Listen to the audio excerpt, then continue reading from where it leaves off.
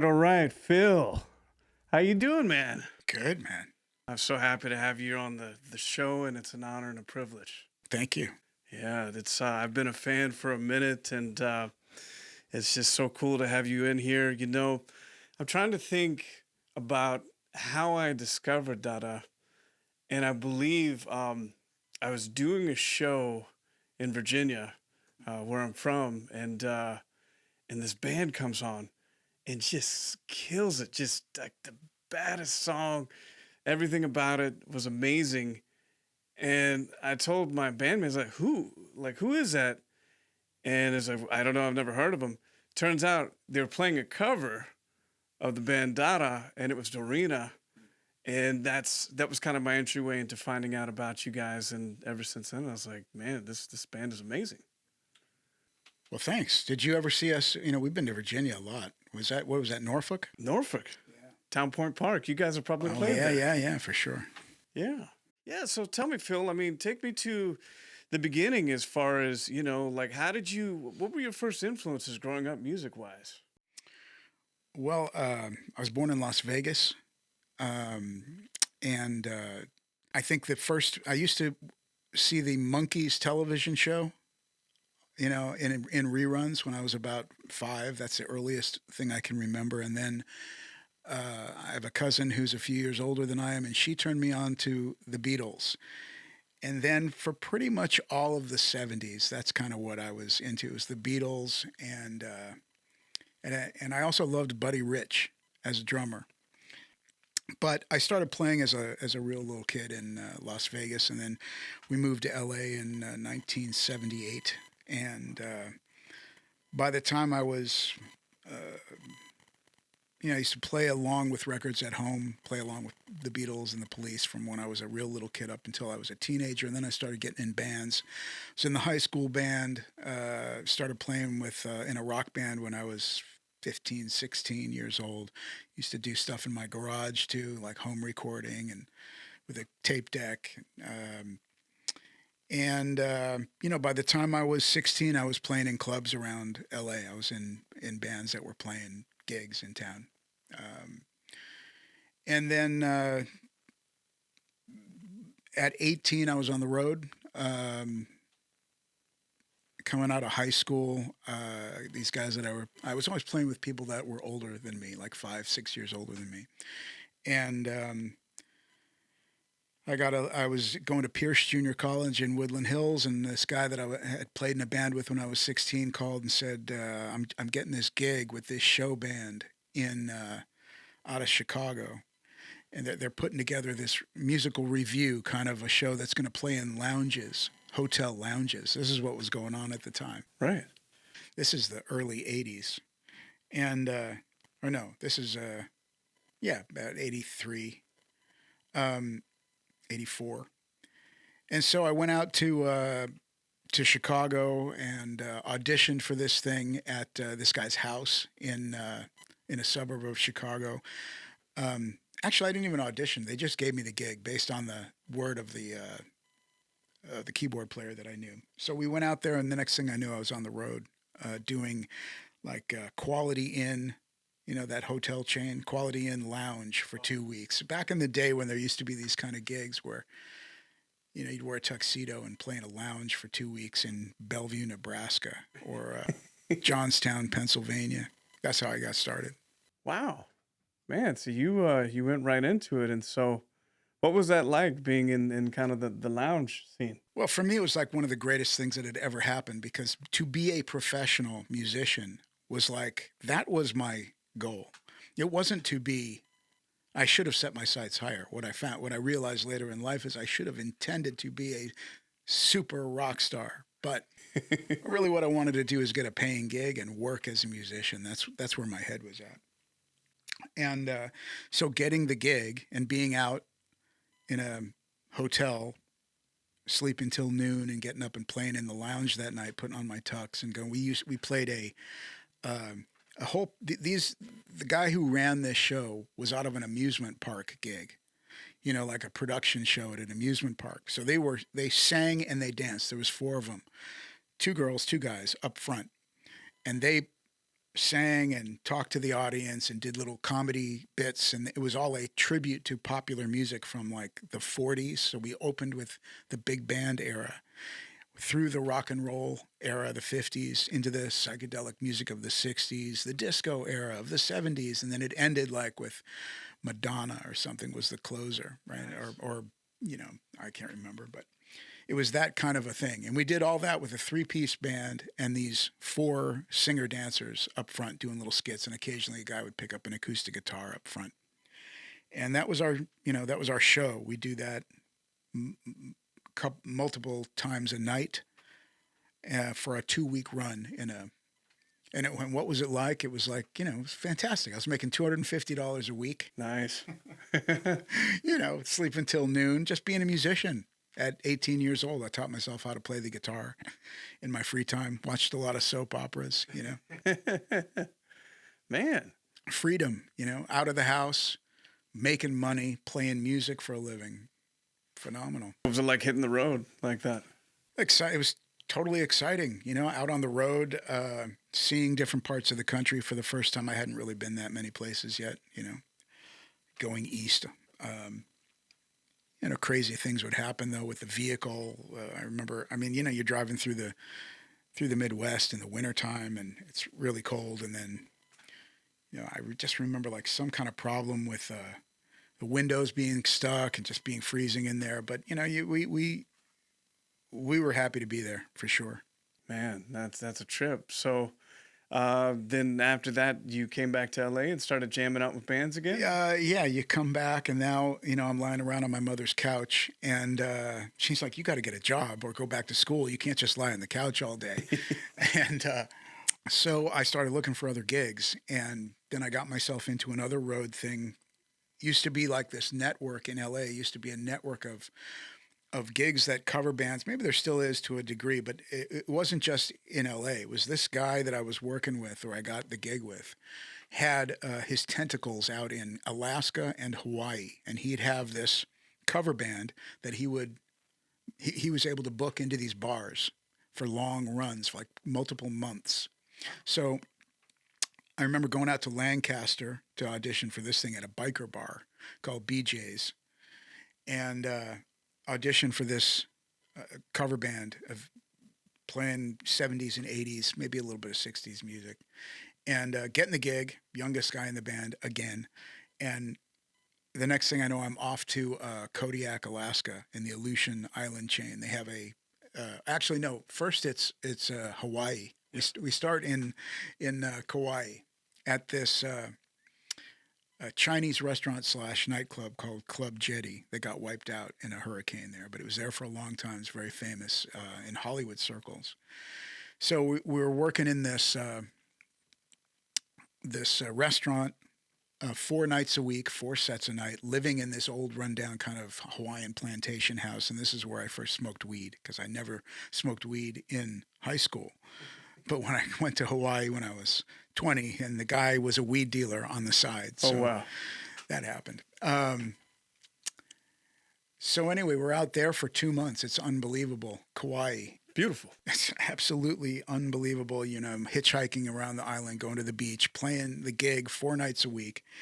But I was really painfully shy. And I was a young kid too. I was, 20, I guess, when I was there.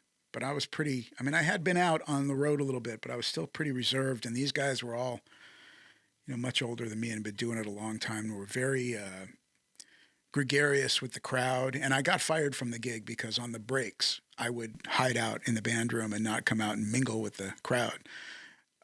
Wow. They didn't like that. They didn't like that. But they eventually they gave me the job back. It was, I learned a lot of lessons on that gig. The band leader was this older guy who had been in it a long time, and he would have the corniest jokes on stage, like the stupidest stuff. I see him work the audience. It was some of the worst shit I've ever seen, but he did it. He was committed to it.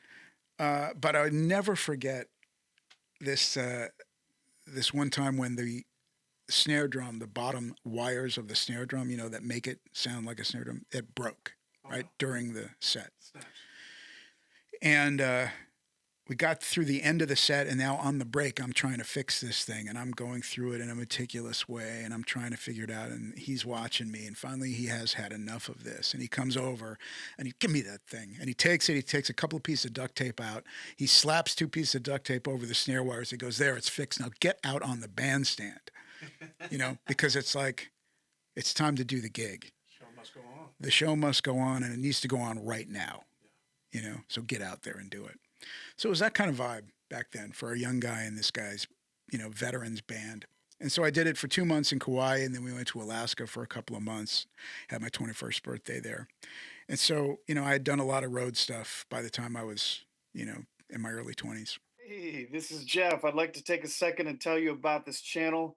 I really encourage you to hit the subscribe button. This really helps out the channel, helps it grow. And also, if you can like and put your comments for this video, that'd so much be appreciated. This really helps me to continue to book amazing artists that hopefully inspire you and continue to grow this channel. Thank you. That when you look back at that, do you see? I mean, it's like extensive training at a young age. Yeah, I mean, it was better than a college education for me and what I wanted to do, because I was always lost in this idea of being a musician, an artist. I was totally disconnected from the real world completely. I was always been like kind of just like lost in my own idea of myself and what I wanted to do. That's great. You focused. You knew at a young age, and you went right after it. Pretty much, yeah. I wanted to be a baseball player for a while, you know, but about around high school, that kind of, it became clear I wasn't going to be that guy. But I always had music. It was a thing that was always going on. Man, that's so great to be so focused at so young of an age. So after that gig, what, you came back to LA again? Back to LA, and then I started my started a band with a friend of mine that I went to high school with. And we had this thing called Films About Women. That was our band, and we made our first EP with that band. We started writing songs. I started writing songs with this guy, my high school buddy, and a couple of them, you know, we got a few together. We played some gigs. We started playing gigs around town, festival things like down on Fairfax one time in a big trailer outdoors, and playing at some clubs, I guess, but really working in the studio because we had a buddy who had access to a really great recording studio. And so we would go in there on downtime, you know, when there wasn't anything booked. Our friend who was like an assistant engineer there could get us in, engineer our session. We're talking about 16-track, 2-inch, you know, multi-track tape sessions, no Pro Tools, old school recording, but learning how to do it under those conditions in a pretty well-equipped professional studio, which was an incredible piece of luck. Oh, yeah. So we made a lot of recordings, and we did this EP that we pressed up. And that band just suddenly dematerialized, though. It's like that was my first experience in trying to keep a thing together, move it forward, have actually achieved some stuff, but then watch it just come apart. Just like without any warning. Yeah. Like people just stopped showing up for rehearsal. Classic. That was the end of the band. Classic. And I bet you at the time you're thinking, man, I put all this time and energy into this. It was a little disappointing, yeah. I have to say it was mystifying, you know, because I'm always completely focused and you know, I'm a never say die kind of person. I'm just like always trying to move it forward. But not everybody's like that. And then sometimes, you know, that's the thing about collaboration and working with people. It's like, it's hard when the ideas are not aligned, the goals and objectives are not aligned, you know. Oh, for sure. It just weakens the whole thing. Even if you have potential, it's much harder to get there. Yeah, I mean, it's you know, and you know, as a musician, how many countless times, you know, you're playing in this project, everybody's hyped about it, and you know, you're talking about the future, and you're gonna do this and that, and then it just falls out. I mean, what's it like to go from that to being in a, you know, finding other musicians that are just as dedicated, just as talented as you? Well, yeah. You know, I was able to, that partner and myself, we were able to get ourselves to the next level We got ourselves a publishing deal because I had a connection from high school who ended up working at a music publishing company, and we had made some demos, some recordings at that studio that were pretty good. Yeah. And we had this one song that I had hired. I don't even know how I met all these guys, but I had met. Oh, I know why. Because for a while I was working I worked on the other side of the business for a while. When I was trying to make money between music gigs, I ended up working in the business. So I was working over at Geffen Records for a while, for a little stint. I worked at EMI Music Publishing, which was a nice job in the music business, but I hated it because I didn't want to be corporate. I didn't want to be one of those guys. I wanted to be one of these guys, you know. Yeah. So it was like torture, but I needed the money, and I worked there, and I did meet some musicians there. So when I was able to make my own music or record it, I had some connections to some really great players who played amazing, you know, session guys and the young up-and-coming session guys, including, you know, a guy that's playing guitar for Paul McCartney right now was like on one of my early demos on his way up. So there were a bunch of good musicians around. But I didn't have a situation like when I got into Dada, took it to a different level, where now you had multiple people that were all talented, totally driven to do a thing, had a great idea about what they wanted to do in music, and were combining all their energy to push that idea forward. That's when it gets really powerful. Man. You can do something, you know. That sounds like magic. Tell me the story. How did you initially connect? And I got a phone call from Joey Calo, the bass player, and as it turns out, he worked at Geffen Records. He was in the mailroom at Geffen Records, but he worked there a long time. I was there a very short time in the promotion department, just answering the phone and being kind of blown away by this is what the music business is really like. People yelling. It was a different era. Oh yeah. It was wild. It was just like, I can only imagine the aggression and it's just like stuff that people couldn't get away with. Could not do that now. But so I got a call from him, and he had talked to this. There was a woman working there who was a few years older than me that I was having a thing with. She was working there. And one day he's walking around through Geffen Records, and because Mike and Joey, the other two guys from Dada, had been through a lot of drummers. They were a duo, and occasionally they'd bring a guy to play with them, and it never worked out. They'd been through a lot of people. They were doing a duo thing, though, that was really good, but they wanted to take it they wanted to make it more of a rock thing, and they couldn't find somebody that really fit. So one day he says out loud, does anybody know the best drummer? I'm looking for a drummer. And this woman says, I know the best drummer in L.A. Now, I always say, the reason why she said that about me, because at that time there were guys like Vinnie Colaiuta running around L.A. and Jeff Porcaro and some of the greatest drummers who ever lived. But she and I were together, so that helped. She was a little biased. Yeah, a little biased. So anyway, she hooked us up, and he called me, and I remember talking to him about music and realizing we had some commonality in the things we thought about and the bands we liked and the music we liked. Although personally it was a little bit kind of like, I don't know about this guy, you know. He came on very strong. He was very sure of who he was. I'm kind of the same way, so there was a little bit of like, I don't know about this dude. But I remember going down to jam with those guys because he invited me, like, why don't you come down and check it out, you know? So I was like, yeah, you know, I got some other stuff going on because I already had done some stuff, right? I was a songwriter. I had a publishing deal. I was doing stuff. I had been on the road a lot. And he was like, why don't you just come down and check it out? Okay, I'll go. And I went down there and played with those guys. And where was this? What part of LA? This was Hollywood, a place called Cole Rehearsal in Hollywood. Oh, yeah, Cole's. And, a multi-room place, bands all, you know, it's just a cacophony in the hallway. There's all this music going on from different bands, you know, one of these rooms. But this is an old place in Hollywood, and we were there. And I just, you know, just playing with those guys for the first time, it just, you know, it was just instantaneous, like, this is something special, you know, it just is. What was that feeling like that came over you that you're like, this might be? You know, they had great songs. coming in. They sang great together. They had the vocal thing together. Mike Gurley blew me away on the guitar when I heard him. Blew me away. I had never heard anybody that sounded like him. Yeah. When I heard him for the first time. No. Because, you know, he just had a melodic sense. You know, there's a lot of guys that play with a lot of chops, a lot of flash.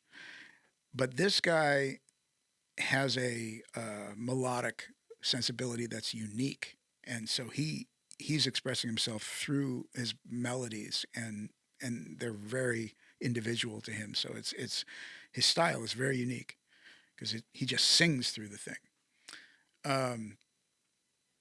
And so I was, you know, knocked out by all that. Then we played together in the groove. Then there's me and Joey on the, you know, the bass and the drums, and we locked in immediately. We just were like in the same brain from the get-go. So when all that's going on, it's pretty hard to like go, I don't know, I don't like this. You know, that's kind of what you're looking for. And as a musician, when all that arrives, it's tough to ignore it, even though if you know, think different things about yourself and what you want to do and et cetera, it still was kind of like, wow, I'm kind of bowled over by that.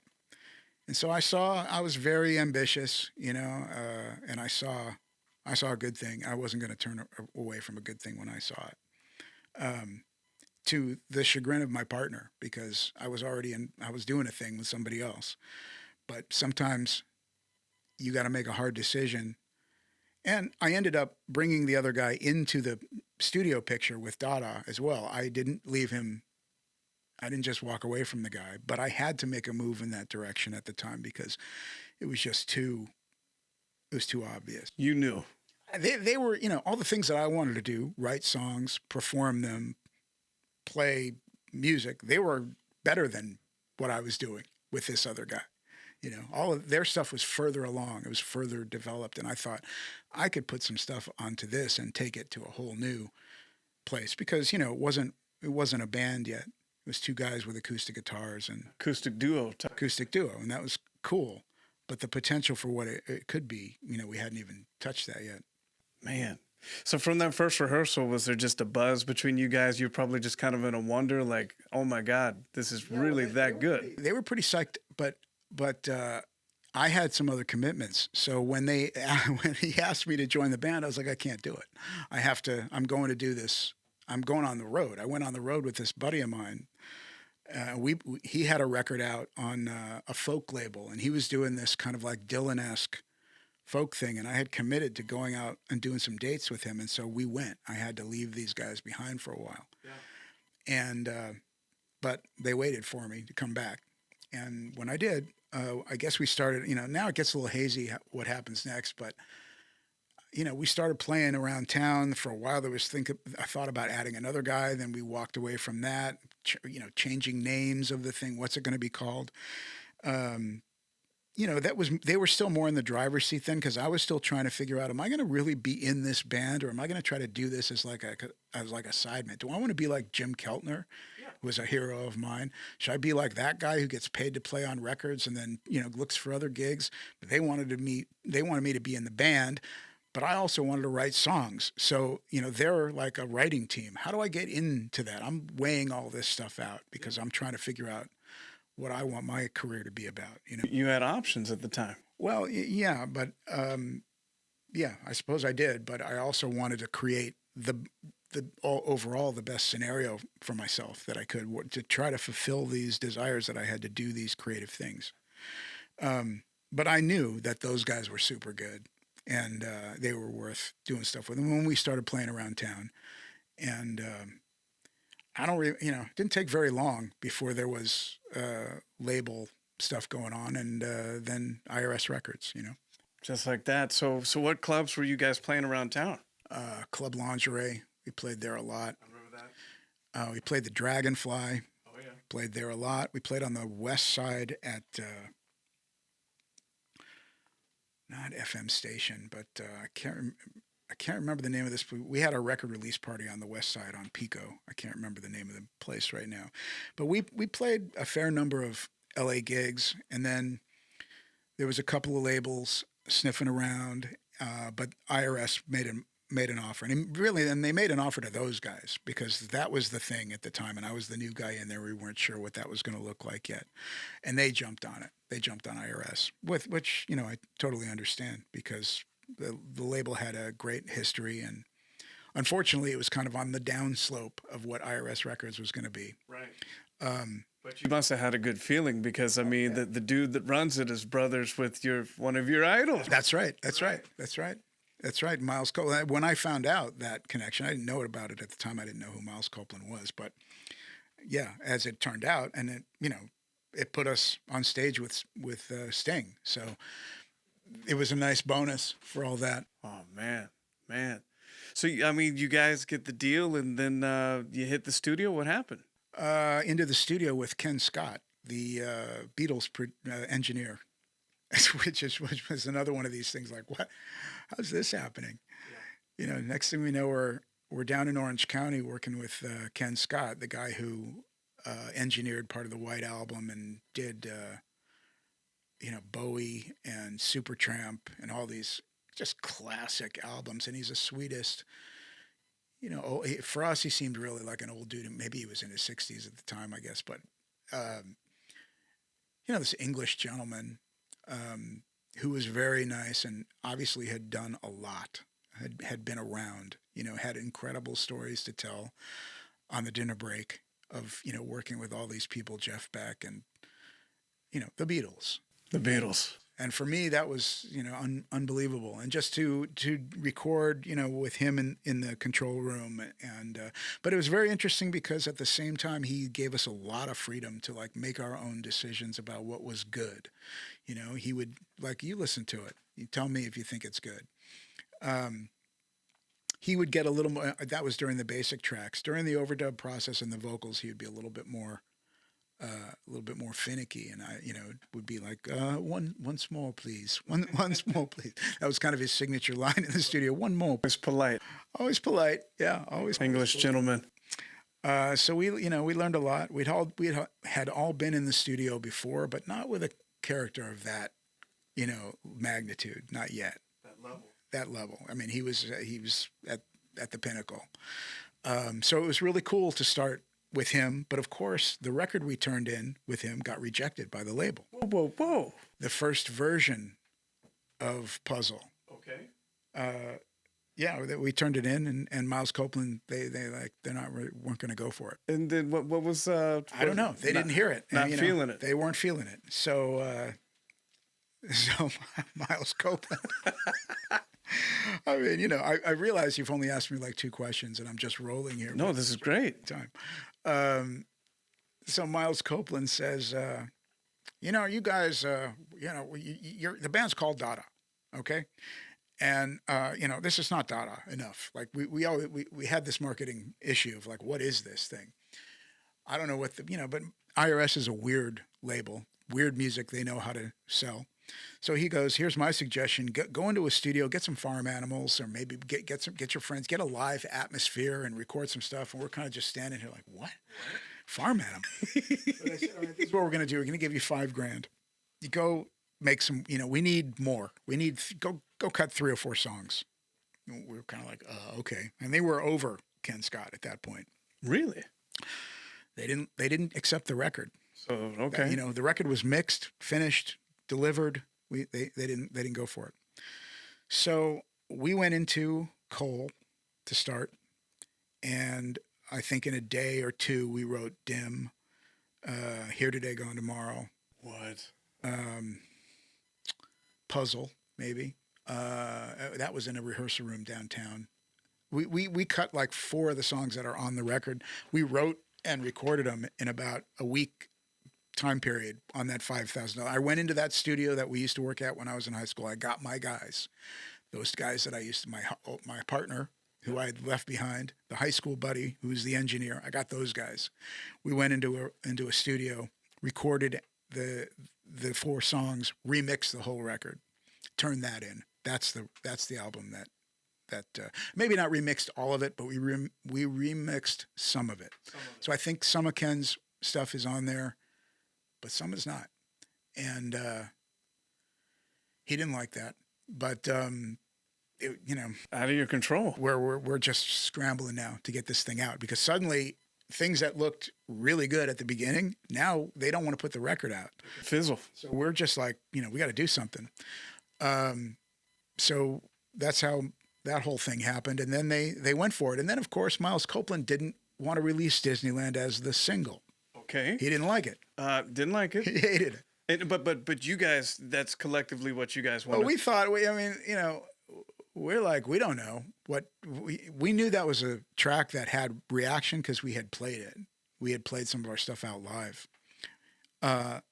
The other guy, the partner of the label, Jay Boberg, the president, he really liked it. He fought for it. Miles didn't want it. Jay fought for it. Jay won. And it was released as a single, and that kind of put us, on the map. The first single. Yeah. But what song did Miles want? I don't know. I don't know what he wanted to go with. He didn't even want Disneyland on the record. He admits though that he made a mistake on that one. The guy hadn't made that many mistakes. He had a pretty good run with the Police and Sting's solo career, but he didn't have that one. Huh? Isn't that something? Yeah. I mean, it just goes to show you. I mean, it's like, and I know the professionals in the record bit, but they don't always know, do they? No, they don't. They're usually the MO of the record business has been throw everything against the wall, whatever sticks, then put all your resources on that. Too bad for everything else. We'll give it a shot if it doesn't happen in 6 weeks. And we found out about that by the time we got to our fourth record at MCA Records. We found out what it was really like when it doesn't immediately happen and they just go, "You're done." Yeah. That's it. They move on to the next artist, and it's over. One of them's gonna hit. It's like placing your bets. Totally. Wow. So we had early success though, and we had a great rush of early success when that track caught on, and then we went out on tour with Sting as part of that, and went overseas and played in Europe and had some incredible experiences that the kind of stuff that you dream about coming up as a musician, but that I always expected to happen. I wasn't surprised when it was happening. It was what I envisioned and what I expected to happen. The surprising part was that it did not continue to happen indefinitely. You think it's going to go on forever? Well, of course. But, you don't have any perspective on what's happening and how fortunate you are to be there and how fleeting the whole thing could be and, in fact, was. That gives so much perspective. But, I mean, as you guys are doing your thing in Disneyland Hits, I mean, what was the moment that you knew, okay, like this is going on. This is taking flight. Well, it happens. Well, it happens in stages because you get reports that songs are being added to radio station playlists. That's the first thing that happens. They start promoting it at radio. I mean, you're playing gigs and you're getting audience reaction. So you got something going on. I mean, there's no doubt that in the band's mind, we know we've made a good record. We know we're good. When we get up and play, people don't leave the room. They stand there and watch or get closer. So you've got that going on. But then the record comes out and you don't know how people are going to react, right? So it starts getting on radio station playlists. That's the first reports that start coming in. And it continues, and more stations are adding it, and more stations are adding it. And, you're getting more excited about all that. And then you get out on the tour behind it and you hear it on the radio for the first time when that really meant something, and that was, incredible experience to hear yourself finally really coming out of the radio with a professionally produced hit record. Yeah, we were driving on Interstate 5 somewhere in Northern California, and I think it was Zeppelin, then us, and then Hendrix after. And when we came on, we pulled the car over because I think it was like a rock station that also played new music, and we pulled the thing over and we were jumping all over the place and inside we were fired up. But when things like by the end of the year or the end of the whatever it was, I can't remember the exact timeline, but by Christmas of '93, we were on every alternative radio station in the country. And the thing was like in the top 5 of modern rock tracks. And we were on a lot of shows, radio station holiday shows. And we went to, we did the Mark and Brian Christmas show at the Palladium and played a gig with Barry Manilow was on the show. Barry Manilow? It's a Christmas show. I'll never forget it. We walked off stage. We'd played two songs, I think one song. I think we played Disneyland. We came off stage and he goes, "Nice set, fellas." And we did the K-Rock Acoustic Christmas at the Universal Amphitheater. And that was like, at that time, when we did that show, that was indoors, like, I think it's 6,000 in there at the time. And that was the biggest crowd we played. And when we walked out, the ovation from that was the loudest sound I'd ever heard in a room like that before. That was mind-blowing. Because they knew who we were. We were on the radio a lot. Yeah. And, you know, then it went to, next thing you know, it's like, okay, boys, you're going to open for Sting for the summer.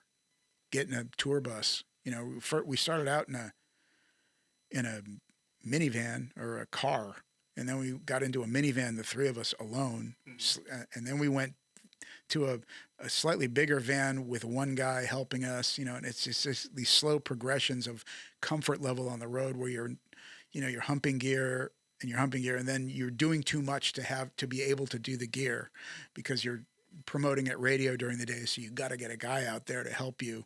You know, you need a crew now because you're doing stuff during the day. You got to be on the radio before the sound check. You know, that's how you make the progression. And then you get the Sting tour, and it simply cannot be done in a van. The drives are too long. You got to go overnight.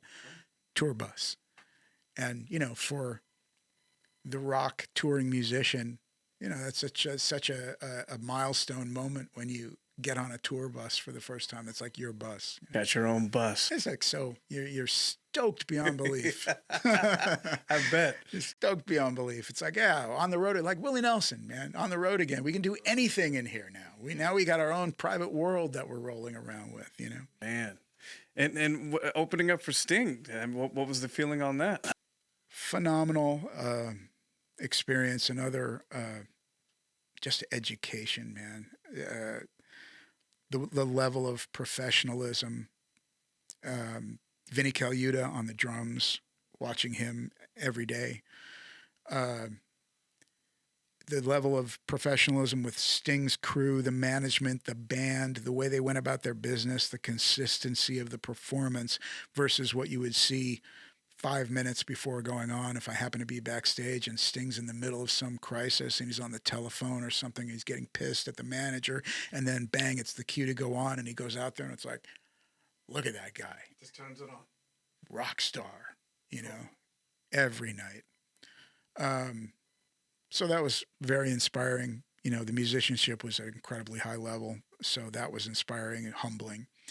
And then we went out there with a vengeance to win audience. You know, when you're in that position as a support act, you know, you got a couple of jobs. Your job is to respect the gig.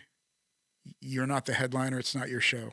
You respect the headliner, his people, his or her people. The way they do their thing, you never overstep your bounds. I remember the first couple of shows we had 40 minutes. You know, we might have played 42 minutes, and we got a word backstage: don't go over. You know, don't mess with that. Don't go over. Don't mess with that. No, you go over, you're gone. It's as simple as that. We had a bus driver. We had a bus driver who one time went through a few bus drivers on this tour, but this guy, for some reason, decided to. He thought he was helping us by unloading beer from the backstage area after our set, because sometimes we'd play the opening set at 7:00 or whatever it was. We would tear our stuff down. Our crew would tear it down, load it up in the trailer. We'd get into the bus and we'd go into the city and play a midnight headliner show. We did that on a couple of occasions where we knew we had audience and we could bring them that night. You know, maybe they're not going to come see Sting, but they're going to come see us as a headliner that night. So we do a double header, which was great. And so he thought he was going to get a head start on things. So he grabs a bunch of beer and he puts it on the bus. And then we're rolling out the gate just as, you know, by this time Sting's on. They're in their show. They're getting near the end of the show by the time our guys have it all packed up. Everybody's had something to eat, showered. We're getting on the bus. We're getting ready to roll out of town or roll into the next one.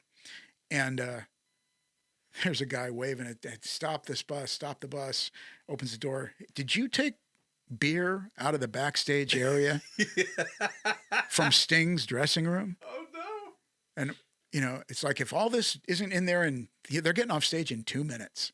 You know, get this. So it was like one of those, better get that beer back there. That beer back there now, you know, or else again, don't come back tomorrow.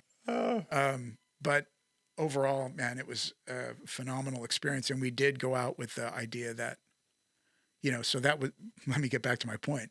Job 1, respect the gig. Job 2, go out there and, you know, murder people. Kill it. Just kill it. Just kill it and come away a winner every night and make them pay attention to you, you know, with energy and quality of what you're doing, you know, with full confidence that you belong there. And we did that from the get-go. I mean, we started with him at the Berkeley Greek Theater, which is a beautiful outdoor venue.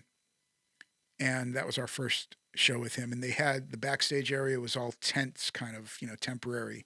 And we're back there huddling in our tent. We're nervous, you know, getting out there for the first time outdoors, probably 5,000. I mean, not everybody's in the room yet, right? Or in the theater, they're coming in, but there's people out there and, you know, you want to get them from the top. You only have 40 minutes. So we're all nervous. And then the curtain opens and there's Sting. We haven't met him before. For the first time, we're 5 minutes from showtime. There he is in his tighty whities only. He'd just come from yoga. Came to meet us virtually naked. You know, he was like an Adonis, a Greek god. There he was, Sting. And we're kind of like, and he goes, you know, welcome to the tour. Good luck tonight. And disappeared. And then we went out there and just did our thing, which was, you know, with all the melody and harmony, there was also that was married to an underlying level of aggression that is even more was even more evident in a live setting than it is on the records. You know, that was coming from the rhythm section really, because Joey had brought all this punk rock kind of influence, Ramones and stuff. He's into that, and I was really in a just post Stuart Copeland phase and sitting there in a trio with the two guys on the wings in the middle of the stage wide open. So I was going for it. Should I say? Oh yeah. I was going for it.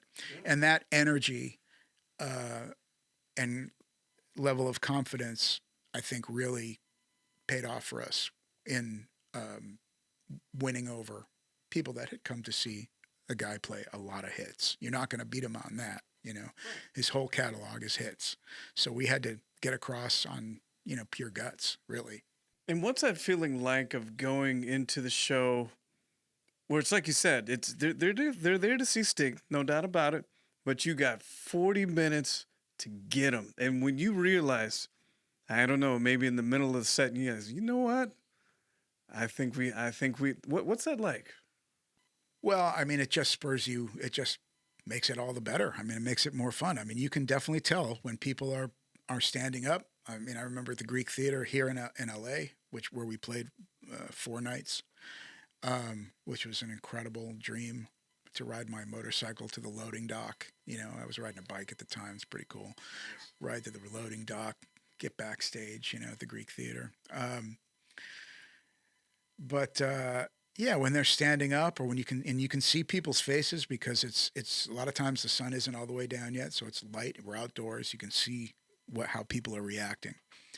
And when they're happy, when they're getting into it, when they're like giving you energy, it's really inspiring. It's great. And that happened a lot. You know, it happened a lot. I could totally see it. I mean, I've seen clips of you guys playing live and I know exactly what you mean when you say it's like, you guys have that melodic feel, you know, that comes through on the record, but I see a lot of punch on the live. Like you don't hold back. Well, look, I mean, I know from myself, I can't speak for what was in the other guys' heads, although Joey and I both were pretty aggressive people back in those days. I had a lot of anger issues, you know, that came out of my, young adulthood, my adolescence, when my family split up and me and my dad kind of fell apart. And I carried all that with me a long time. And it was part of my playing, though. It was part of my music. And it was part of what fueled that band. So in a sense, it was a good thing. But I played from an aggressive, angry position a lot of the time on music that wasn't necessarily at its core from the songwriter, from Michael Gurley perhaps. Wasn't really that an angry piece, but I found a way. I mean, and that's part of rock and roll. That's what rock and roll is. Gives it that edge. Gives it that edge. So that's where we took that kind of folk duo thing, and we put it with an angry drummer who liked Buddy Rich and Stuart Copeland, but also, appreciated. I mean, I love Ringo and what he did for a song. He's my number one influence on how to play a song, not make it about you as a drummer, as a soloist, but as a place where a song can live and get across the right feel for that. It had a lot of anger. What was I, when I look back on it, it's like, what am I so angry about? I've got a hit record on the radio. I'm on tour with Sting. There's a lot of girls around. Life is good. Life is good. I mean, I don't know, but I just was. That's just youth. Youth. And but that was part of our music, and that attracted people. So you can't discount it as not being. It was an ingredient of what we were doing. No, I hear it. It's so interesting to hear you break it down, because as you're telling me, I hear it in my head. For example, Dorina. Now, and I totally see what you're saying, because I mean, take for example, for Dorina, which is one of my favorite. That's the first song I ever heard from you guys, but I could hear Dorina without the drums. It'd be a nice, cool little acoustic, almost. Well, the way that the two of them, they harmonize, they always kind of got this almost John and Paul harmony going on. Simon and Garfunkel. Very much, and very tight harmony. Very tight harmony. It's very inventive too, because there's a lot of Mike has studied a bit. He's got jazz harmony understanding and background. So, and he's very he always is looking to surprise you with that kind of stuff, because he has access to it. And Joey's a great high singer. So, yeah, the harmonies are fresh and they're cool. Very melodic. But like you said, there's a lot of surprises in there. But what I love about Dorina, particularly if you're playing, I hear it. I hear a little bit of that. I hear the smack. I hear the anger. Right. Man, I don't know if I'm hearing it right, but I hear the snare on that thing. Oh yeah, yeah, it's loud. That record, that record Puzzle is one of those audiophile. That was a digital. It was like an early digital album that was recorded on a. It was a Sony or a Mitsubishi, like big cart tape machine. I don't know what it was, but it's a super clean record. And, it's been used a lot for like referencing of speakers and stuff like that in audiophile land. So it's a cool sound, and the drums really speak on that record. Pops. Yeah, they really do. Pops. And that snare is like, man. And what I love about the performance of Dorina is that it's got so many peaks and valleys and peaks and valleys. It doesn't. It goes really, and then it chills out for a second, and you don't get many songs nowadays that have like 4 guitar solos in them. No. Different ones. Yeah, it's a real epic, and we close with it when we play live, because there really isn't much you can do after that. It's kind of like that has to be the last song of the night, because there really is nowhere to go after that, because it's a all-out throwdown. It's an epic of guitar heroics, vocals, aggressive drumming. So yeah, that's a pretty cool recording. That song was really nailed in the studio. I think that recording with the delay. I mean, it's highly produced and very. the echo on the wood block and stuff. It's all got like a little ear candy. It's a good production. It's like you said, it's so clean, precise. When you guys did that track, I mean, was there a feeling amongst you guys like, hey man, that was something? I don't know. I just remember like, you're trying to please Ken Scott. You want Ken Scott to like you, and like what you're doing.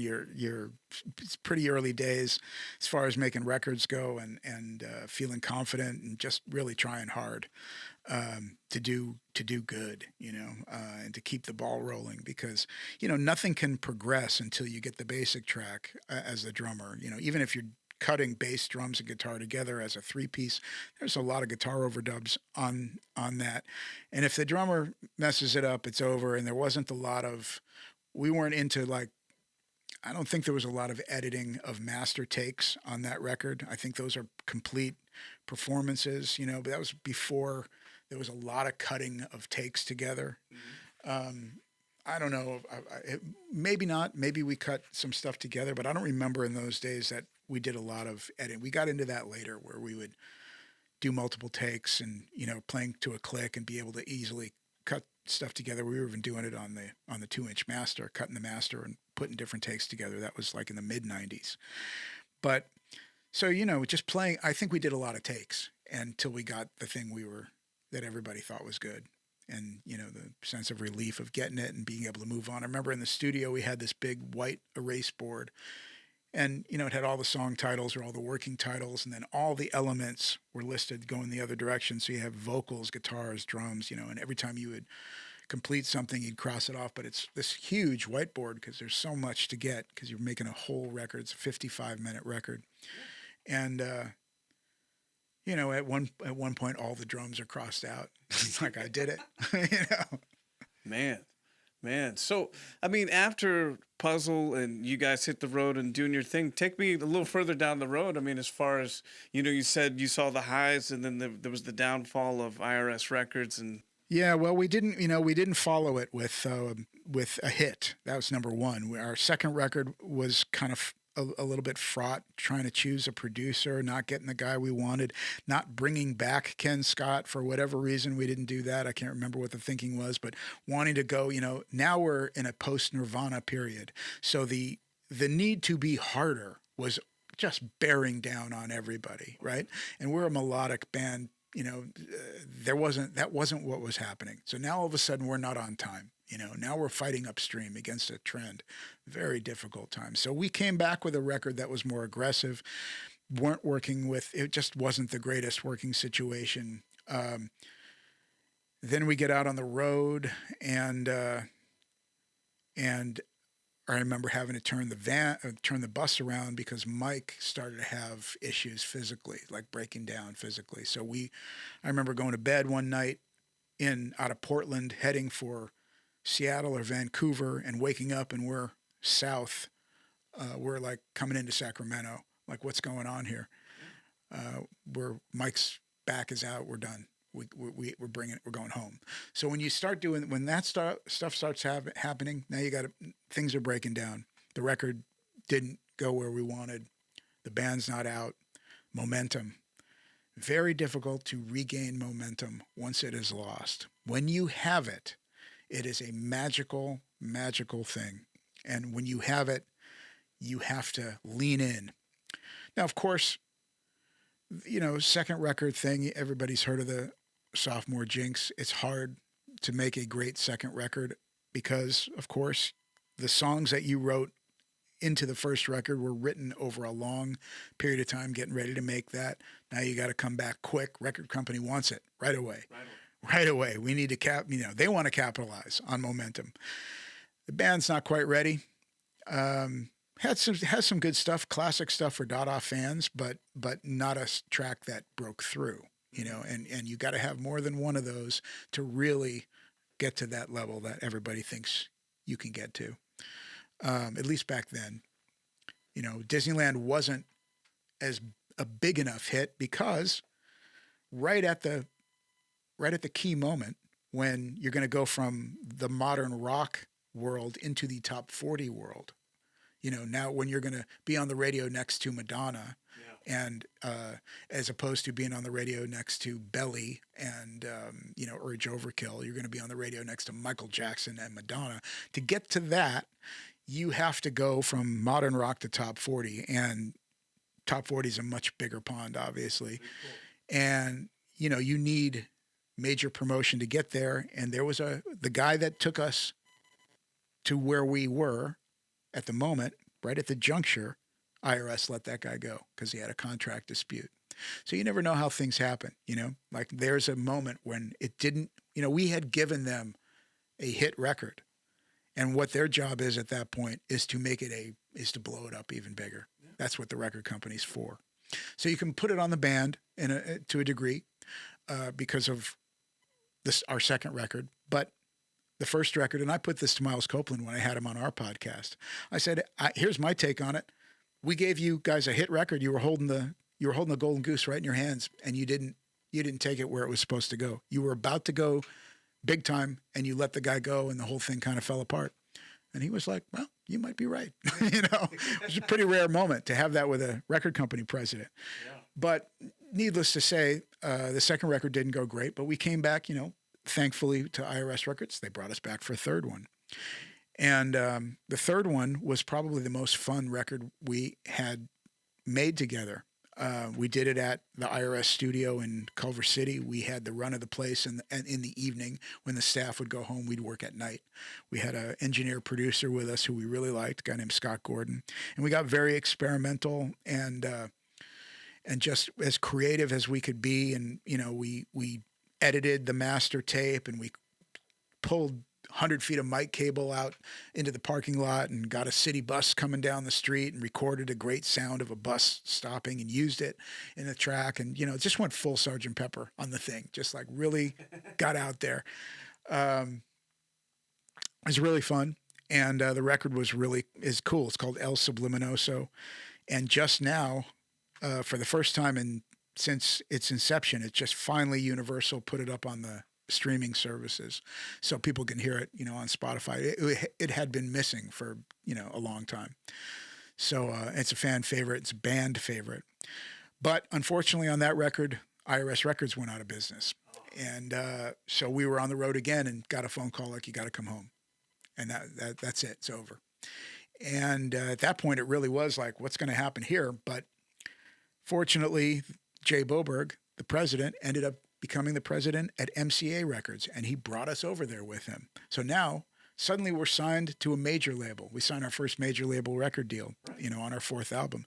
And we're brought in with a ton of fanfare. I mean, it's very exciting. I remember being introduced at the Universal MCA Christmas party, and Jay Boberg, the president of the label, the newly installed president with a microphone in his hand. I'm so happy to bring these artists to our label alongside Mary J. Blige and whoever else they had at the time. And, introduced us to everybody, and they're all kind of like, who? What? Like, they didn't know who we were. And then we got into the world of, of major label record business, which is a whole other level of nightmare. Possibility, a great possibility. And we made a very expensive major label record with a big name producer in a great studio with, no holds barred. Spent a lot of money and did not have a hit. And subsequently, had an amazing experience.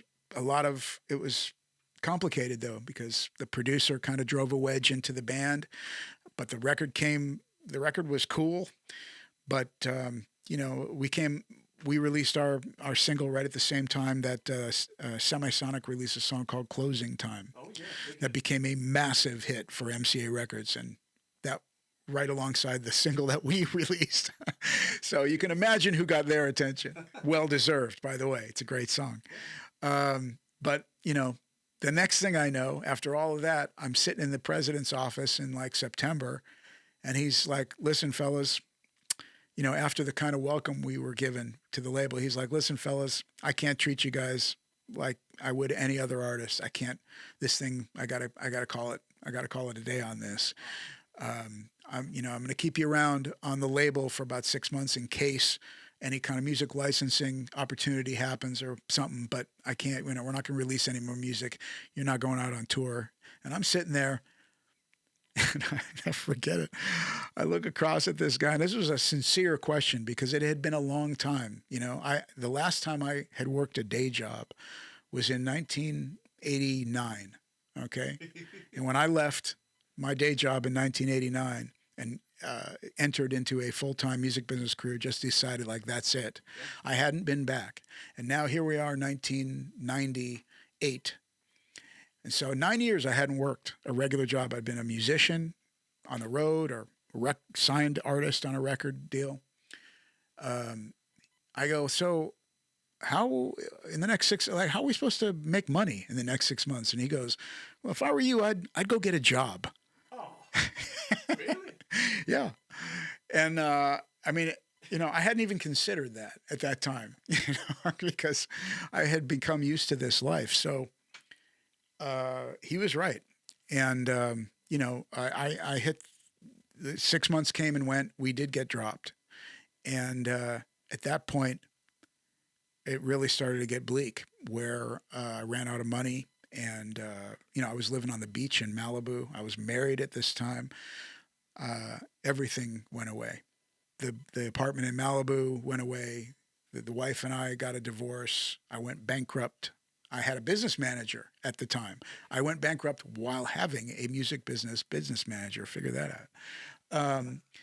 And I got a job, which was eventually I got a phone call from my accountant, the business manager, who said, listen, you are broke. And I'm not talking about like Hollywood broke, where you've got, like you don't have any cash coming in, but you've got $100K in the bank or something. Like you don't have any money. Okay. So I know a guy though, who I can get you a job. You need a job and you need it right now. So call this guy. And it was a delivery service out of Burbank, back before Amazon. It was, it was a courier service around town where you would, bring letters or scripts or things like this. Riding your motorcycle, right? No, this was a car by now, and I was driving my mom's old broken down Mercedes-Benz diesel. The thing was like a tank, and it burned oil as if it was going on, smoked all through LA. I'm putting around in this thing. Anyway, I call the guy, and he gives me the job, right? I'm going to be a package delivery guy. And my first delivery, I kid you not, was a pickup. Actually, I had to pick something up and deliver it. And the pickup was at MCA Records on the A&R, at the A&R department, where 2 weeks before I had been a signed artist. Oh. Now I returned to MCA Records over there in Universal City and came up out of the elevator to the desk at the reception at A&R, who I'd been coming. She recognized me and went, hey, and then she saw the shirt that said Phil on it with a Speedy Delivery logo. And she was like, hey, oh. Ooh. And then she just like handed me the thing. What was going on in your mind at that moment? Well, it got worse because the end of the day, I made a delivery in Malibu to David Foster, the legendary writer, producer, arranger. Yeah. And it was at his house. His home studio. And at the time, he lived in an incredible house in Malibu. And the thing, when you came in on this long driveway, you looked up to the left, and it was just like a wall. It looked like a hotel, but it was his house. And he had a studio on the property, and the light was on, the door was open, and the light was glowing out of the studio, and I could hear music. So I went up there with this package, and he's sitting at the console, and he's with Nathan East, one of the great session bass players in LA. Okay. And they're cutting a track. I mean, Nathan East played with Eric Clapton for a long time. It's a big name. I knew who he was. And they're working, and I'm standing on the outside listening, and I got the package, and I go in, and I give it to him. I go, hey, thanks. It's a bunch of CDs or whatever. Hey, thanks. Out I go. And I turned and looked into this thing, and I was just like, what happened to my life? What has happened here? Yeah. How did this happen? 6 months. 6 months. And so I decided then, I was like, I can't do it. I cannot do this. I have to figure something out. So I called in the next day. I said, no, I'm out. I can't do it. And it was like within a week, I flipped open the LA Weekly, and there was an advertisement for Blue Man Group. They were auditioning for a new show in Las Vegas. And I I sent in a package and I got an audition. And the first audition was at Cole. Right there. Passed that audition, got sent out to New York City for a workshop because they were based in New York, Blue Man, and they were getting ready. They had a show in New York, in Boston, and in Chicago, I think, and they were getting ready to launch in Vegas, and they were looking for guys to go out there. And after a several-week trial, I ended up getting the gig. And while at a point when I needed that gig more than I needed air to breathe, and I got the gig. And moved, left the apartment, left the wife, joined the Peace Corps, went to El Salvador, did some incredible work during an earthquake there, and we split up. And I was bankrupt, but I took that on and went to Las Vegas and joined this company, and moved back to my hometown with a gig, and did a couple of amazing years in Las Vegas. At a time when I really needed it. Man. So, I mean, you went from rock bottom to a new opportunity, and that's great. I mean, you're playing again, and Blue Man Group, of course, is wildly entertaining. And so what was that feeling like to get the juices flowing to be performing again? Well, I think the key decision in my case was to go, I can't just give in right now. Even it was pretty bleak. And allowing for the possibilities and to be able to get it. I think one of the main reasons why I got that job, they were definitely looking for rock players. There were some guys who were very technically oriented on that show. That wasn't really me, but I was a groove-oriented player, and I got into their groove because it's very specific, and I could play their groove really well. And in the interview process, they asked, a bunch of questions, and one of them was, why do you want to do this? And I was very specific about, I am looking to be a part of something bigger than just myself. I miss being in a band. I miss a group. I miss collaborating with people. I want to work with people and be part of something and bring what I can to it and be part of it. And I think they really went for that. And it was like instant family. The theater experience is really cool because now there's different kinds of people, wardrobe people and technical, stage hands and actor, drummer. The Blue Men guys are like actor drummers, more on the acting side. Then there's the musicians who are all like from all over the country and some parts of outside of the United States who were, progressive rock players, metal guys, pop guys like me. So we had this mix of people. And, with a common goal to put on the show. And when you get out there and you actually do it, it's very exhilarating, like you've really accomplished something. And it was awesome. It was an awesome time. I have friends out there still, and it was just like second life for me. I really needed that. Yeah. I've seen the show. I mean, it's incredible. Yeah, the drum army. Yeah, and when you guys get going, it's like, oh, man.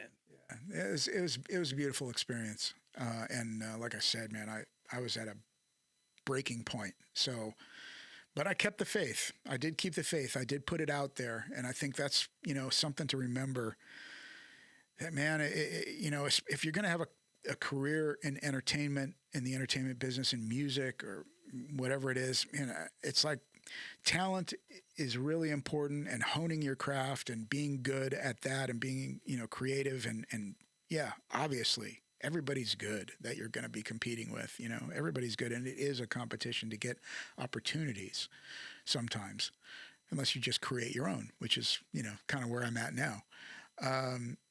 But perseverance, and you hear it, it sounds cliche, maybe it is, but it's true. It's the only thing that really keeps you alive because, you're going to run up against it no matter how good you are.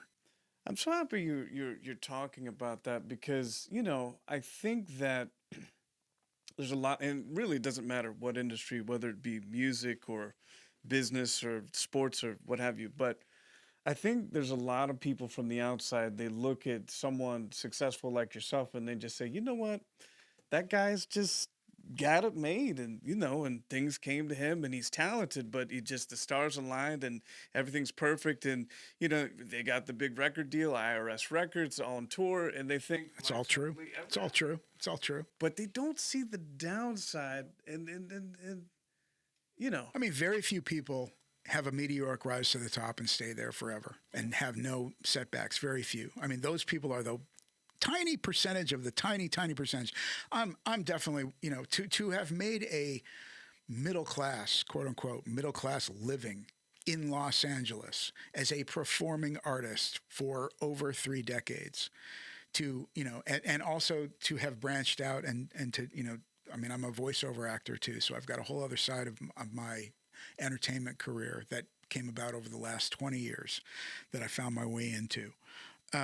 But to have achieved that in music and show business in general, I mean, I'm really fortunate because it's really hard to do in this town, and the amount of people that try to do it and don't succeed, and who are talented and just don't catch a break. There's a lot of those stories, of course, but you do have to persevere. Yeah. This time will it'll take the best of the best and chew them up, spit them out.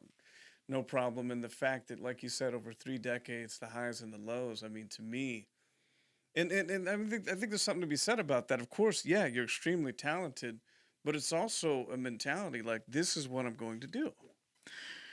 Yeah, and I think but that mentality is supported by positive reinforcement to what I'm doing, music I've made, voiceover, acting, auditions for Blue Man Group. When you are getting positive, look, if it's not happening, if you are not winning auditions, if you can't get a record made and it's taking years and years and your music isn't you're not building an audience, you don't have people looking at you, perseverance alone probably isn't, that's not probably what we should be talking about, because it is not everybody. There's been the democratization of the arts, the removal of the gatekeepers is a beautiful thing for a lot of people. We can all have access to this now. Yes. And we should. But if you're going to try to make a living at this, if you're going to make money at this, and remember, when I was a kid dreaming, it was about being a professional musician. I should have been dreaming rock star, but I wasn't. Because maybe you get what you really, how you envision it. Maybe that's what you get. So I've had to work for it because that's what I was looking for. I created that. But I got no regrets. It's worked out great. But that's I guess the point is, you need positive reinforcement for what you're doing. It's not enough if your mom says you're good. It's like people. The world has to have to validate in order to, and I had that going. I had success. I could build on it. I was able to continue to believe in myself because, look, I've done it before. I can do it again. It's not over. Why should I now just give up and deliver packages and try to find a job doing who knows what, because I'm unqualified for anything other than what I'm doing. So I better keep doing it. That was my philosophy, but it was backed up with success. Reinforcement. Yeah, and that's positive reinforcement. You need that to keep rolling for the long run. Yeah. Or otherwise you better find some way to back yourself up, because what we can't have is just there's no heroics in starving as an artist. That's not what you're trying to do here.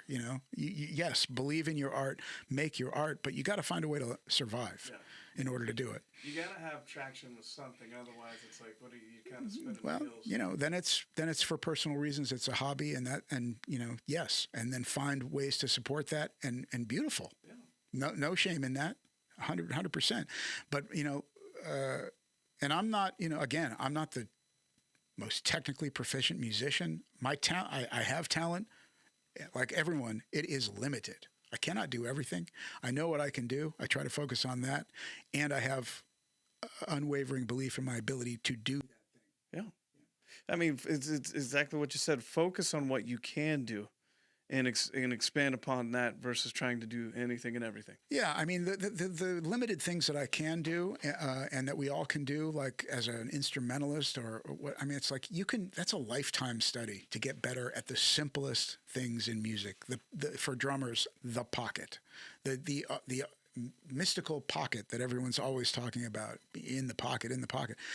There's you need to have an innate sense of time, but you need to play a lot with other musicians and alone with metronomes and against metronomes and really understand the space of how big a beat is or how big a bar of time is and really get into how that feels. And I mean, there's an infinite amount of study just on that you can hone that and get better at it. And the more you do it in a recording studio or on stage, and the more relaxed you are when you do it, the better it starts to come out. So it's the simplest thing, but it can occupy your mind for decades.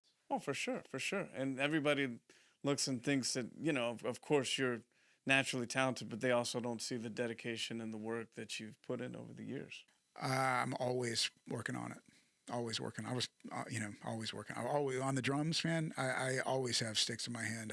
Now it's like I've leaned into it as I've gotten older. Like I'm going to move my hands every day, Keep it fluid. Yeah.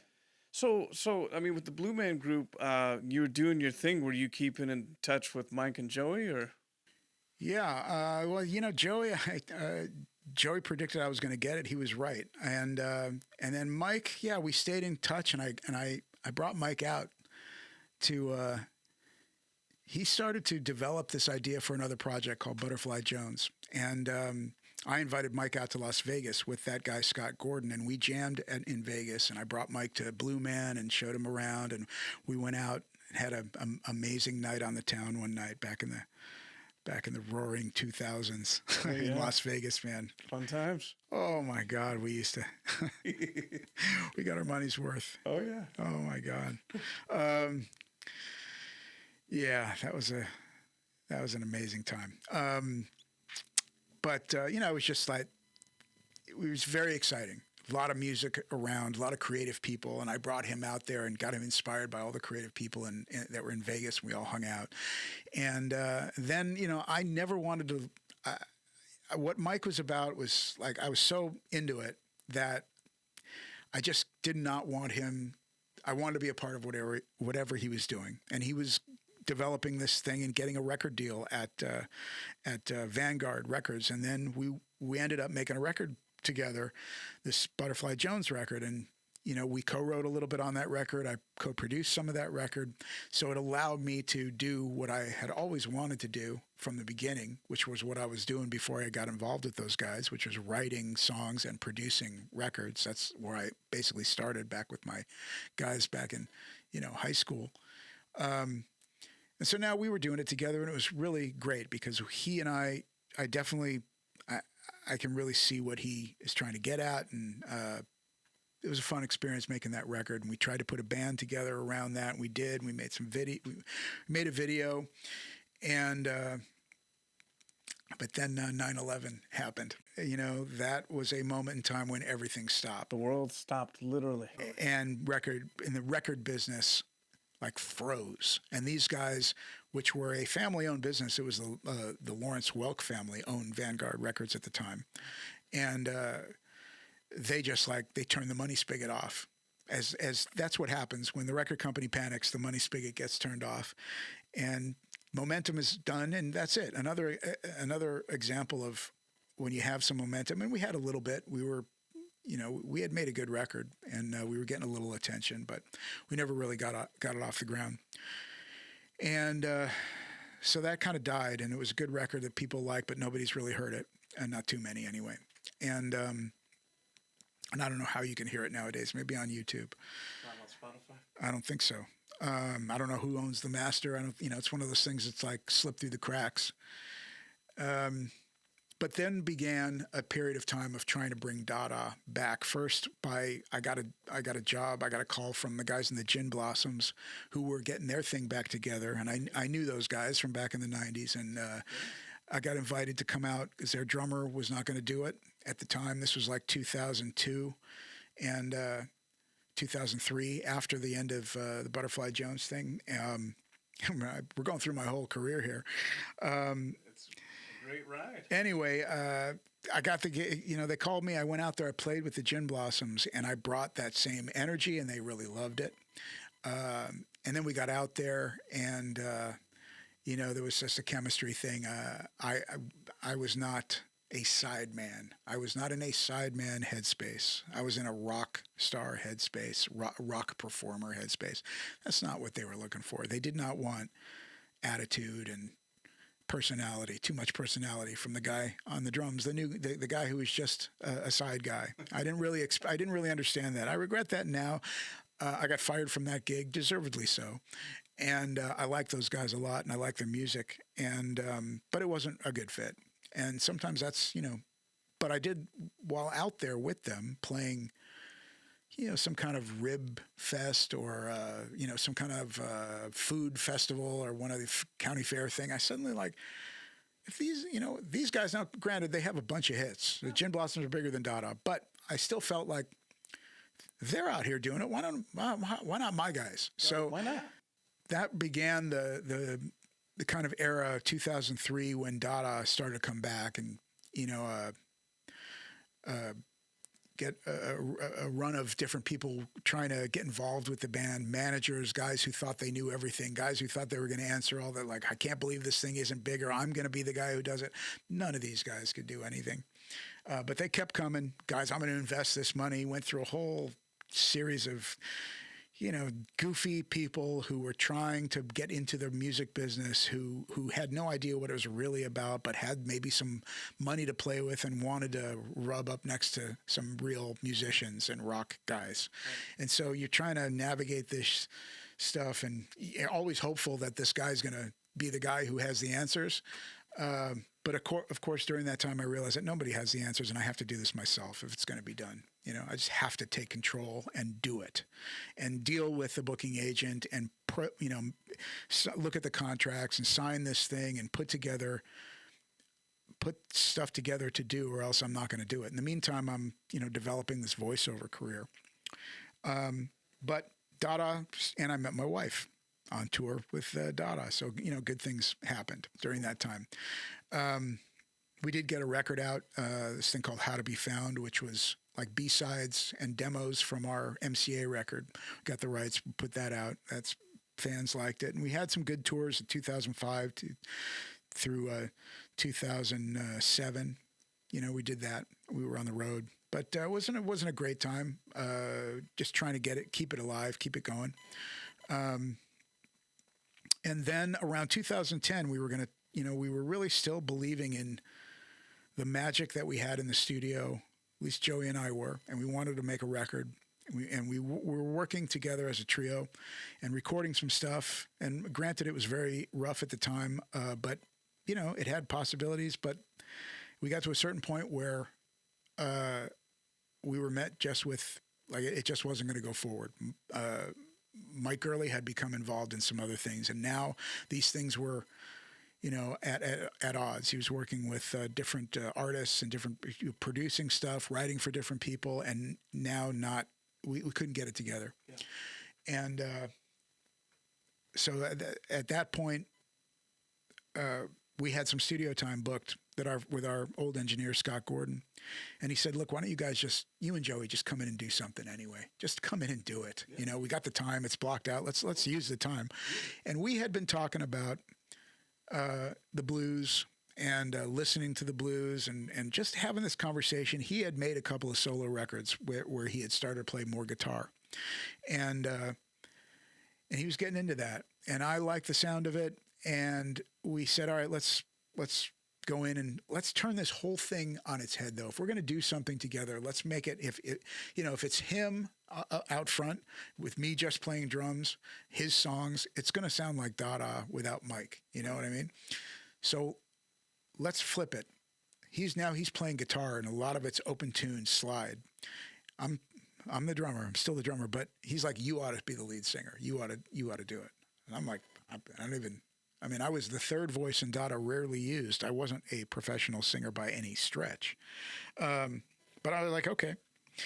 And the first thing we cut was Meth Lab Zoso Sticker. That was like the session Actually, we did one thing that we aborted, and then we did Meth Lab Zoso Sticker. We made it in Scott Gordon's home studio, and then it was just something. That whole thing started with a riff that Joey sent me. We were trading ideas, iPhone messages. That's how a lot of people write nowadays. Now we're up into it's 2010, so technology is now our friend. So we're sending ideas back and forth, and I get this voice file that says Meth Lab Zoso Sticker, and it's just the riff, it's guitar riff over and over and over again, and come to find out later that was just like his marker. Like, he labeled that was a throwaway label. He called it, because he was watching Breaking Bad, so he put Meth Lab Zoso Sticker. But I saw that and I was like, that should be the title of the song. I like that. He's like, what? I'm like, yeah, I'm going to use that. And then I wrote the whole lyric around it. And I had been listening to Muddy Waters a lot at that time, listening to Manish Boy. There's a version of it on a 1971 album, I think, called Hard Again. It's an album that Johnny Winter produced, and it's a killer album, and it sounds great, and it's got the most badass version of Manish Boy on it. Muddy Waters just sounds incredible, and the whole track is electric, and I just was listening on repeat, and I'm like, I want to be like that guy. And so, that's like the blues shouter. And that was pretty cool, because that ended up in The Wolf of Wall Street with Martin Scorsese, What? How did that happen? Yeah, well, that's one of those crazy. It costs money to do stuff, okay?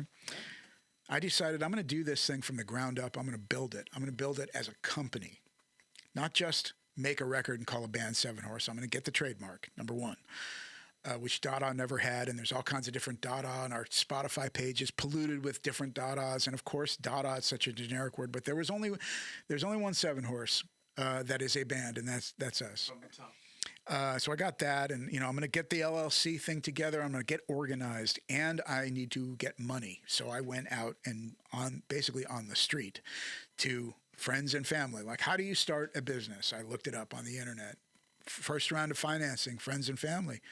So will you give me $5,000 to start this thing at 6% interest, and I'll sign a piece of paper. Joey and I will sign it, guaranteeing, and we'll pay it monthly back starting on this date. Give us a year and a half to get going, or a year, 9 months to get going. And then we'll start making payments on your money with interest if we can get this thing out the door so we can do stuff, which is what I did. And I raised like $60,000 to start the business.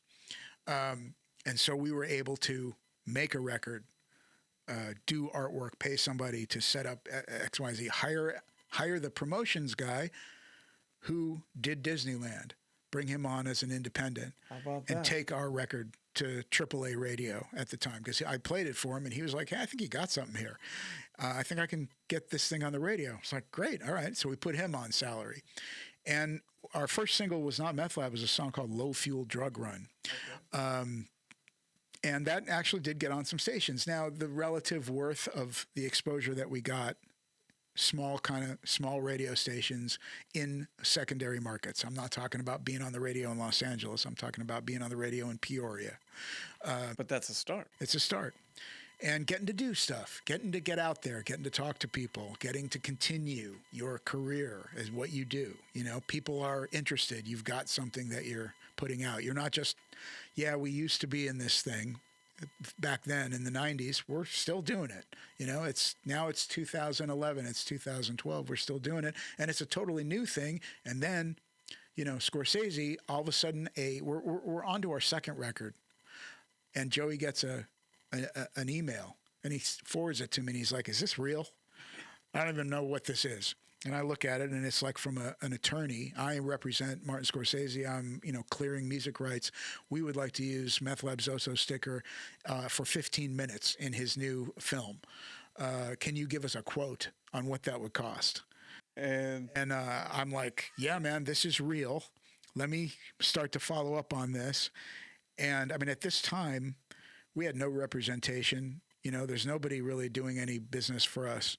So I start, what am I going to do here? I have to give them a figure, a I have to give them a quote. Yeah. So I start calling around town, trying to get advice from people in the business. You know, I have some connections in because I'm a voice actor. I've got, you know, I was at William Morris was my agent for a while. I'm at a different agency. I was at ICM for a while. So I know some people and I'm making calls like, how much is this worth? Yeah. Right? What's the market?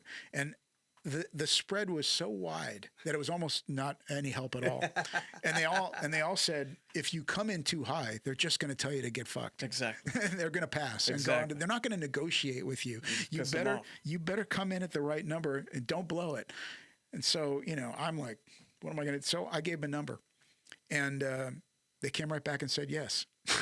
Without question. Without question. You probably could ask for double. I probably could ask for double. But maybe that was the top. But maybe it was. And what they didn't know is I would have done it for free. But I wasn't going to tell them that, right? Scorsese film. So yeah, it's like, it's legendary. Plus, you know, my dad's in Casino. He has a cameo in Casino. So the symmetry of the whole thing for me was just fantastic. And but then they say, okay, great. Yes, we accept that amount. And he's currently editing the movie, and we'll let you know if if we want to go for it, because you could get cut out. Yeah. The whole scene that they're thinking about could end up on the cutting room floor. I mean, they licensed it for 15 minutes. There's no way it's going to come in at 15 minutes. So something's getting cut. You don't know how much you're going to be in. You don't know if you're going to be in. Nobody will tell you anything while the process is going on. We never found out even how we got there. Like, how did you hear us? We never got an answer to that question. We don't know. We think maybe it was an editor. You know, sometimes they use temp music. They drop temp music in, and the director likes it and it stays. Maybe he heard it somewhere. Who knows? So we're waiting. We don't know what's going to happen. And, you know, you want this thing bad. You know, you want it. But you can't live in that. You can't live in wanting this thing that bad. It'll drive you crazy, and it's not helping what you're trying to do. So we moved on. We started making another record, and we're waiting. It's the summertime, and it's a fall release, and we're waiting for the word. And then we went out on a Dada tour during this time, in which we had Seven Horse as the opening act as a two-piece in different clothes, and then Dada as a three-piece closing the show. A lot of times people didn't even know it was us, because awesome. I'm wearing a hat, and Dada, we were on that tour, and on a break from that tour, we went to Milwaukee. We cut a couple of Seven Horse songs, and we when we finished that session, we went out in Milwaukee that night and we partied, and I got absolutely obliterated, drunk. Smashed, celebrating. Woke up the next day. We had to fly back to rejoin the Dada tour, and I am hung over at the airport. I am like really struggling, and I mean, like the migraine headache and the nausea. I'm just sitting there. It's like, what a mistake. I had, somebody was like, try this. So I'm drinking a lot. I don't drink like that. I barely drink. So I'm like strapped in at the airport before them, holding on for dear life. And then Joey gets a text, like I'm drinking a Coke to try to, settle myself down. Joey gets a text. It's his brother. He said, and the text says, "Hey, saw you in the trailer for Wolf of Wall. It sounds great." And that's how we found out we were in the thing. Not only were in the movie, we were in the trailer. We had no idea any of that was happening, and that's how we found out. So that is a hangover cure. I can attest for that. Good news like that is a hangover cure. Because you need a cure hangover, getting a Scorsese film. Yeah. So that was phenomenal. But, look, it's still hard to, so that brings awareness, and now you got to do the same thing you did back, and you got to follow it up. What's next? Really hard. Really, there's only one break like that coming, the Scorsese thing. And we were kind of caught flat-footed. Like we didn't have a team of people ready to pounce on a piece of good news like that they could then parlay into, get these guys on tour with the Black Crowes and whatever else. None of that happened. We were kind of like, wow, this is great. We have a little money. What are we going to do with it? We're trying to figure out how to operate and compete and make a presence felt in a music business that's totally shattered and has gone into different pieces. And we came from the old school, right. So we don't really have a total handle on marketing, on social media presence. We didn't know anything about any of that. We were just had to get up to speed on the new music business at that point, because suddenly we were in it. And yeah, we owned all the rights, and isn't that cool? But what now? What do you do with it? Fortunately, somebody saw that movie at a company called Third Side Music and gave us a call while we were up in Portland shooting photos for our second record. And she was a publishing administrator and sync licensing specialist out of Montreal and Los Angeles, and said, "Are you guys represented? You want to be in the sync licensing business?" I'm like, "Yeah." No, we're not, you know? So that turned into a lot more placements, you know, not maybe as marquee as Wolf of Wall Street, but a lot of TV, some other film. We've got some coming out soon. So that is, you know, that part of the business that everybody is trying to get into, and what we weren't even aware existed really until we just stumbled into it. That part is really a key element of what you have to do nowadays to generate revenue from, you know, because CDs are gone, and you know the physical product is, even if in the niche of vinyl, it's not like you sell more T-shirts than music, you know. Absolutely. So sync licensing for music is great. It's fantastic. It creates longevity, and do you feel that it helps give the band exposure to 100%, 100%, because you know TV shows, different kinds of audiences that you would never get to. They're not on the radio there, so they're hearing you on their favorite show, and now you got these kind of people who maybe aren't in your prime demographic or your most obvious go-to audience from what you see at a club or whatever. Now, but they're out there. They have potential. If you put the right gig in front of those people in the right venue, they'll come out and check it out, and stream more of your music.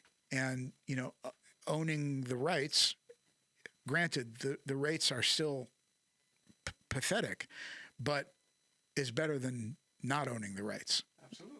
So you're in control. You're in the pilots. Yeah, and you are generating some revenue there to run the business of Seven Horse, which is getting back in the studio and doing photo shoots and creating content and having people to help you. So you know, as a musician, you cannot do everything on your own and expect to excel at everything. You need people around you, but you know, you have to offer them something. So finding revenue is key. Or unless you're coming out of your pocket for everything, which is a loser in the long run. You know, you're trying to survive here. But I love it. I love how you took your career into your own hands. And because I think a lot of other music artists in your position might have said, you know what? Hey, man, you know, I come from the record label system. I don't do this. People do this stuff for me. But you sat down, you learned it, and ran it just like a business. Painful process, unpleasant for a lot of the time, because you're right. It's not the natural. I didn't become a businessman until Seven Horse, and it wasn't like something that I always wanted to do. In the early days, you definitely didn't read all the contracts. You trusted the people you had representing you. You were living the rock and roll dream, and that's part of it. I don't know what's going on. I'm high. I'm playing a gig. You know, I'm living it up. It's like that's what it's about at those, and that's how people get ripped off if they're unlucky. But even if they're lucky, you have no idea what's going on. You know, that's the bottom. You do. You know, you've lost control of everything because you don't know anything. So it is important to know your business and to, you know, finding people you can really trust with the keys is hard. You know, they are rare. So you trust but verify. You know, you keep control over your stuff when you're an artist who's independent. If you're really going to be independent, you can't just put it all in somebody's hands and say, you know, I'm good. Let me just do my thing. Not anymore, because there's too many. The content. The ownership is too valuable now. It's like that's all you got. So you have to make sure things are being operated correctly, and that resources are being put into the right areas, because it takes money to market yourself and to tour. You know, to hire crew guys and it's expensive out there. You know, so it's really difficult, and it takes a lot of focus on those details, and sometimes that takes away from the creative aspect of things, and it's not great when that's happening, but it is part of the deal. It's kind of the business now, though, don't you think? Yeah, it appears, until you get to a point where you're big enough that you can farm stuff out, but you still have to oversee things, you got to know what's going on. And, but it is a struggle to try to balance that with carving out the necessary time to just be creative, to continue to have new material to work with and to put out there, because that's the engine, that's the fuel for this whole thing, is the money and the work. It's like you need both. Yeah. You need new content, you need money, and they have to be working together in order for you to just continue to do the things that you like to do, which is write, produce music, and perform for people. That's why I'm here, because I like doing that. I love doing that stuff. Yeah. The rest of it, social media content, dealing with the bank, insurance, the bus company, hiring the crew. These are not things that I love to do, but these are things that must be taken care of, or else this thing is, it ain't going forward, and I don't get to do the other stuff anymore.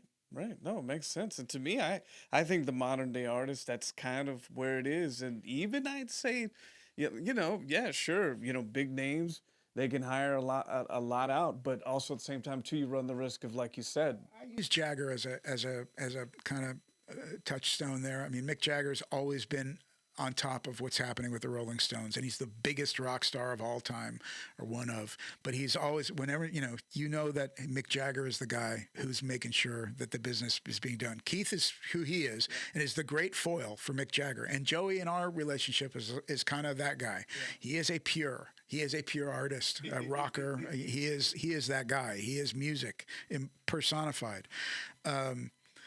But Jagger's always been on top of it, and I kind of lean in that direction. And and to reference even farther back, and this is a weird one, I know, but Jerry Lewis, because I grew up, in the old 70s showbiz stuff in Las Vegas. I saw a lot of shows in those days, and I saw that telethon a lot. Every year I watched that telethon, and it was, happening in Las Vegas, so it had a particular resonance, and going to showrooms and stuff like that. I mean, I have a great, and then I ended up working in Vegas with Blue Man. So there's a great full circle aspect to that, because I love show business like that. But he's a big inspiration to me. And, there's a lot of negative stuff said about him and his personality. And that may be true about me to a certain extent. I can be hard to deal with sometimes, but he was a force in the world of creating his own stuff, doing the business, making sure that, that his career was moving in the direction he wanted to go. It wasn't just turned over to somebody else. So I was kind of put in that position to do that, and I've leaned into it, because otherwise you're out of business. Yeah. I think it's the way it's run. And, I mean, with that, with the work end of it and the creative end of it, I mean, how do you find the balance? How do you start your day? How do you end your day, to the nuance of all these things? Start the day with business, really. I mean, start the day with exercise, and then I try to handle like emails and phone calls. I try to make meetings. I try to do that in the morning, and in the afternoon, if I'm not playing golf, which I do a lot of, then I'm playing the drums or working on, that's when music starts to happen, is later in the day, if it's happening. Like Joey's coming in. Now, my writing partner isn't here. He lives in Seattle. So he comes down and checks into my house, and then we kind of hunker down for a period of time and work down in the basement. I have one of these rare LA houses that has a subterranean space, a small subterranean space where drums are set up. It's not totally finished, and it's about the size of this, maybe small, maybe a little bit bigger.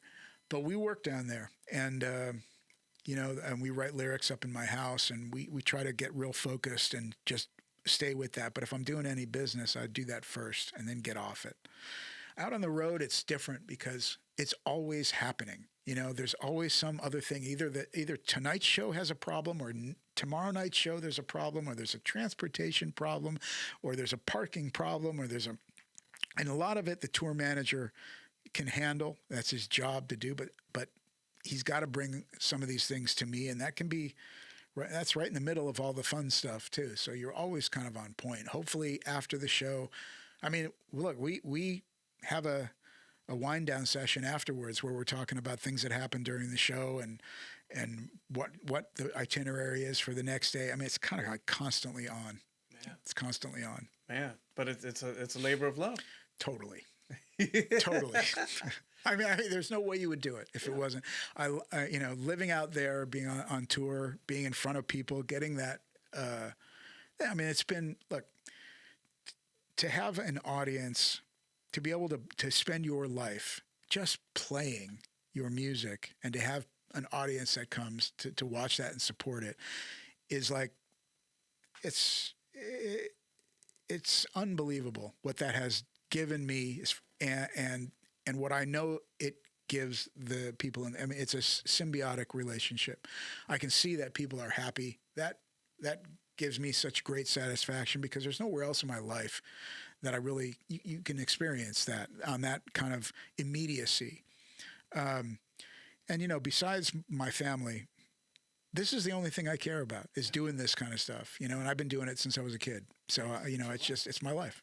Music is life. So tell me, what's next on the horizon? Well, we've got Dada is playing. Well, the immediate thing is my partner's headed into town. We're going to do some songwriting, and we are beginning work on a film project for Dada, kind of a retrospective, kind of what I just gave to you, but with all of us, and on video. And so there's some guys that are interested in putting that project together. So we're going to start working on that, and then Dada's playing in January at the Coach House in San Juan Capistrano, which is kind of like our home club. We've been playing there since the very beginning. We're playing there on January 17th, and then we're going out to Pappy and Harriet's to make up a show from we were on tour last summer, and we got COVID at the beginning of the tour and had to postpone and move some stuff around, and we missed our Pappy and Harriet's show, and so we're going to make it up on Saturday, the 18th of January.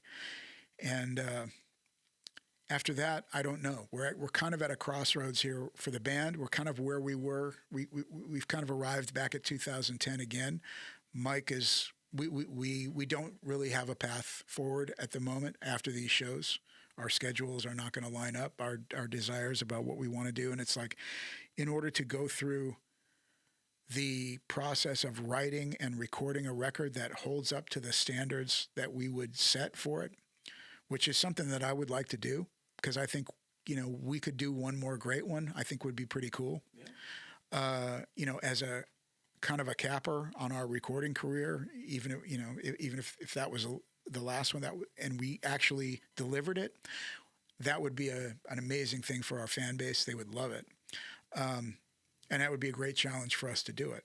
But to go through that, to really do it, to really want to collaborate like that, to get into the trenches with these personalities and do it, that's a big move. That's a big experience. It's not that easy. People say that all the time. Like, why don't you guys just go make another record? It's so easy. It's not, it's not that easy because, or maybe it is. It really revolves around where your head is at when you get in there, but you have to really want to do it. If you really want to do it, it is easy because then it just becomes that rhythm and that creative experience where everybody's kicking in their ideas and it just blossoms out of that. It is, in fact, that easy, but you have to want it. And if you don't, then you really shouldn't. You have no business getting in there to do it. So Joey and I are going to start working on the next 7-horse record because we do have that going right now, and we want it, and that process is really fun. And then, I'd like to be back on the road next summer if I can with a show that satisfies, maybe gives people a little bit of both, because 7-horse and Dada, maybe they can coexist. The music can coexist under the same tent. Performed by the same people, even if it's not, everybody. We'll see. It could be cool because you can't get, we don't do any 7-horse and Dada. The Dada show is just the Dada music, and it's its own world. But, we've made 5 7-horse records and a bunch of singles, and it's a totally different world. and it's a really fun place to be. It's got a cool vibe, and the music is much more kind of down and dirty and blues rock, and just kind of hits you on a different level. It's much more below the belt than I always look at Dada as a neck up kind of experience. It's very heady. There's a lot to take in, right? There's a lot to process, all that harmony and those chords and all that. Seven Horse is a little bit more of a primal kind of experience, and on stage it's a little more,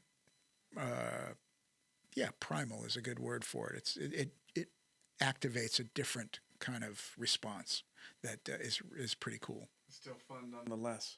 100%. Well, Phil, this has been an amazing, amazing interview, and it's been an honor and a privilege. Tell us where we can find you online. All right. Well, sevenhorsemusic.com, dadaforever.com. Social media. I'm on social media, on Twitter, Philip M. Leavitt. I got to be honest, most of my social media activities for the band, I tend to ignore my personal life. It's not, something that I really think about. I play golf. If I'm, that's what I'm doing when I'm cooking dinner for my wife. So there's not a whole lot that I like to, but I do have music to talk about. So that's where, that's where we're at is, Dada forever, Dada, DADA, Seven Horse, the number 7, the word horse, capital HORSE, all one word altogether, Seven Horse. And you can find us. Phil, it's been amazing. Thank you so much. Man, that was awesome. Thank you. Phil. Thanks, it was fun. That was a ride, man. People get those things, because it's one thing to listen to somebody talk about themselves and how amazing it all is, but you gotta have something you can take away from it that you can use, maybe that inspires you or makes you think or whatever. It's gotta have that. Hey, this is Jeff. I'd like to take a second and tell you about this channel. I really encourage you to hit the subscribe button. This really helps out the channel, helps it grow. And also, if you can like and put your comments for this video, that'd so much be appreciated. This really helps me to continue to book amazing artists that hopefully inspire you and continue to grow this channel. Thank you.